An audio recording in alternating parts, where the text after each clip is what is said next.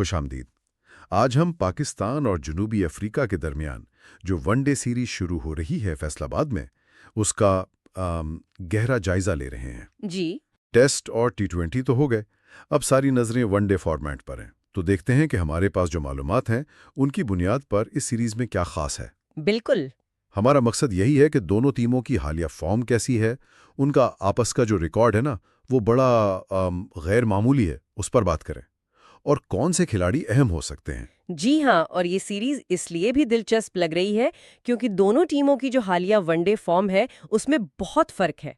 जमीन आसमान का फर्क क्यों समझें। अच्छा। जी। और इनका आपस में रिकॉर्ड, खास तौर पर पाकिस्तान में, वो तो वाकई सोचने वाली बात है। अच्छा, तो सबसे पहले जरा शेड्यूल बता दें।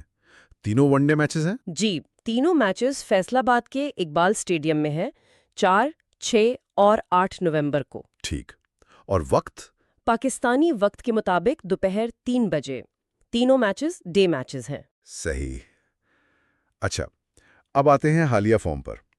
यहाँ तो कहानी काफी मुतजाद सी लग रही है। जनूबी अफ्रीका का क्या सीन है? देखिए, जनूबी अफ्रीका का ये है कि वर्ल्ड कप 2023 के फौरन बाद ना वो वनडे में थोड़ा लड़खड़ाए थे। हाँ, हारे थे कुछ मैचेस। जी, पाकिस्तान से हारे, न्यूजीलैंड से, भारत से। लेकिन उसके बाद उन्होंने जबरदस्त वापसी की। मतलब पिछली 2 बहुत मुश्किल सीरीज, ऑस्ट्रेलिया को ऑस्ट्रेलिया में हराया ओह वाह। और इंग्लैंड को इंग्लैंड में हराया। तो ये दिखाता है कि वनडे में वो अब भी बहुत खतरनाक टीम है। उनकी टी20 फॉर्म शायद इतनी अच्छी ना रही हो हाल में, लेकिन वनडे बिल्कुल अलग कहानी है। अच्छा, यानी वो फॉर्म वापस पकड़ चुके हैं। बिल्कुल, वनडे में तो लगता है वो ट्रैक पर वापस आ गए हैं। और पाकिस्तान? हमारी कहानी तो बिल्कुल उलट चल रही है ना।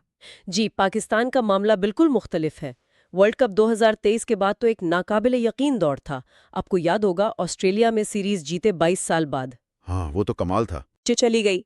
चैंपियंस ट्रॉफी हारे, ट्राई सीरीज का फाइनल हारे, फिर न्यूजीलैंड में शिकस्त, और अभी हाल ही में वेस्टइंडीज में भी सीरीज हार गए।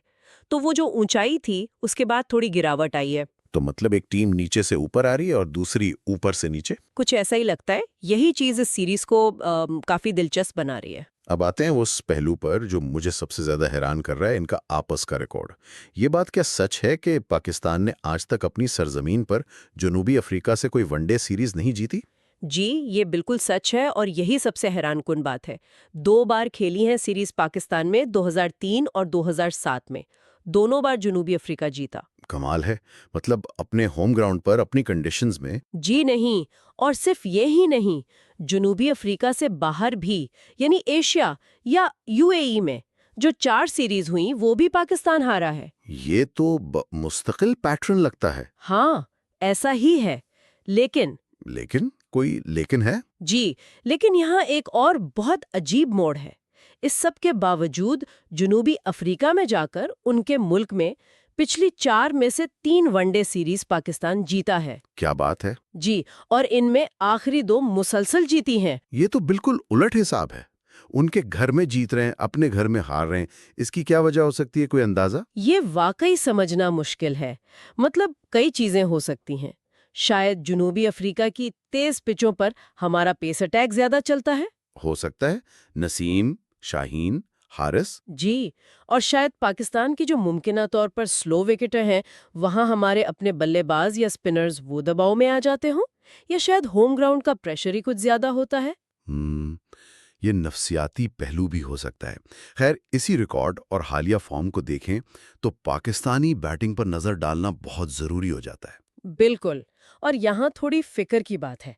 2024 शुरू होने के बाद से ना, वनडे में सिर्फ 2 पाकिस्तानी बल्लेबाजें जिनकी औसत 40 से ऊपर है, साइम अयूब और मोहम्मद रिजवान। सिर्फ 2? जी। और साइम अयूब जो 2024 के शुरू में तो हीरो थे, वो 3 सेंचुरियां 5 इनिंग्स में। जी, वो बिल्कुल आग लगे हुए थे। लेकिन अभी वेस्ट इंडीज में उनकी फॉर्म तो बिल्कुल ही नहीं थी। 5-23-0। जी, वो बायसे तशवीश है।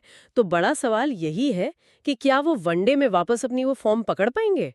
टी20 में तो जल्दी करनी होती है, शायद वनडे में उन्हें थोड़ा वक्त मिले सेट होने का। हाँ, ये एक फर्क हो सकता है। बिल्कुल। और ये पाकिस्तान के लिए बहुत अहम होगा। बाकी बल्लेबाजों में देखें, बाबर आजम, आगा सलमान ठीक है वनडे के लिए, लेकिन अब्दुल्ला शफी की फॉर्म भी थोड़ी ऊपर नीचे रही है। तो मतलब साइम पर बहुत ज्यादा इन्हिसार रहेगा। मेरे ख्याल में तो काफी हद तक। दूसरी तरफ जनूबी अफ्रीका के पास भी रीजा हेंड्रिक्स हैं, क्विंटन डिकोक हैं, वो भी अच्छी फॉर्म में हैं, तो मुकाबला सख्त होगा। और बॉलिंग में कप्तान शाहीन आफरीदी के लिए क्या चैलेंजेस होंगे? फैसलाबाद की पिचेस तो अक्सर बैटिंग के लिए अच्छी होती हैं। जी, यही बड़ा चैलेंज होगा। बॉलर्स को कैसे इस्तेमाल करते हैं, खास तौर पे मिडल ओवर्स में। क्या नसीम शाह, हारिस रऊफ अपनी पेस से वो असर डाल पाएंगे जो जनूबी अफ्रीका में डालते हैं? ये देखना होगा। सही। तो मजमूई तौर पर एक कांटेदार सीरीज की तवक्को रखनी चाहिए। बिल्कुल, बहुत कांटे का मुकाबला लग रहा है। तो फिर बड़ा सवाल वही है जो शुरू में था, क्या पाकिस्तान इस बार तारीख बदल पाएगा? पहली बार अपनी जमीन पर जनूबी अफ्रीका से वनडे सीरीज जीतेगा? जी, यही मिलियन डॉलर सवाल है। इसका जवाब मेरे ख्याल में कुछ चीज़ों पर मुनहसर है। एक तो साइम अयूब की फॉर्म वापस आती है या नहीं। दूसरा, जनूबी अफ्रीका जो बाहर जाकर जीतने का मोमेंटम बना चुका है, क्या वो उसे जारी रख पाता है? और तीसरा, होम ग्राउंड का प्रेशर। बिल्कुल, पाकिस्तानी टीम इस प्रेशर को कैसे हैंडल करती है? अच्छा, और आखिर में एक सोचने की बात। ये जो पैटर्न है कि पाकिस्तान जनूबी अफ्रीका में जीतता है और अपने मुल्क में हारता है, क्या ये सिर्फ क्रिकेट की तकनीक, फॉर्म, कंडीशंस का मामला है, या इसमें कोई गहरा नफसियाती पहलू भी है जिस पर शायद टीम मैनेजमेंट को गौर करना चाहिए? ये बहुत दिलचस्प नुक्ता है। शायद इस पर भी गौर करने की जरूरत है।